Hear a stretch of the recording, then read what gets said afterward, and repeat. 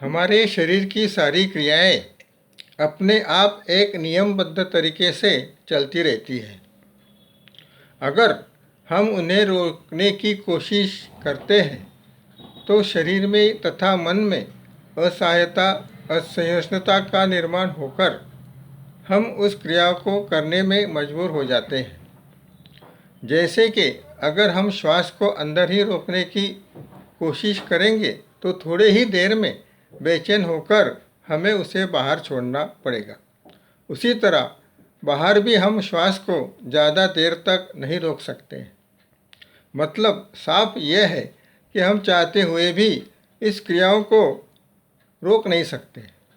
तो यह न रोक सकने वाला कौन है? तो वो दिमाग का ही कार्य तो नहीं है।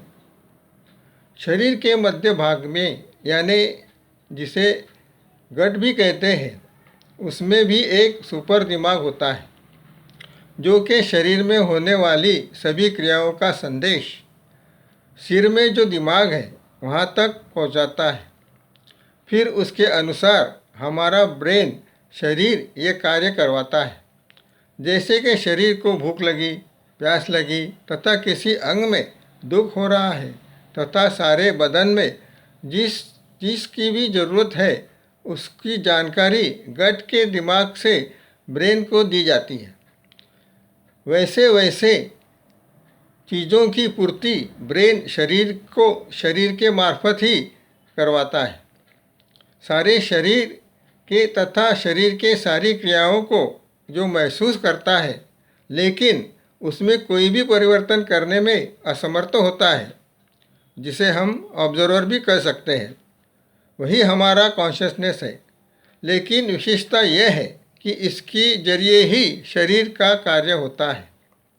इसके समाप्त के पश्चात शरीर भी मृत हो जाता है। जब ये ऑब्जर्वर आध्यात्मिक क्रियाओं से पूरी तरह जान लेता है कि ये सारी क्रियाएं, सुख दुख की भावनाएं, ये सिर्फ शरीर से तथा फक्त शरीर के लिए ही है, मेरा उनसे कोई भी संबंध नहीं है, मैं केवल एक साक्षी मात्र हूँ, तभी वो ब्रह्मांड में जो सुपर कॉन्शियसनेस है उसका अनुभव करते हुए परमानंद तथा असीम शांति का अनुभव करता है। शायद इसे ही मोक्ष कहते हैं। धन्यवाद।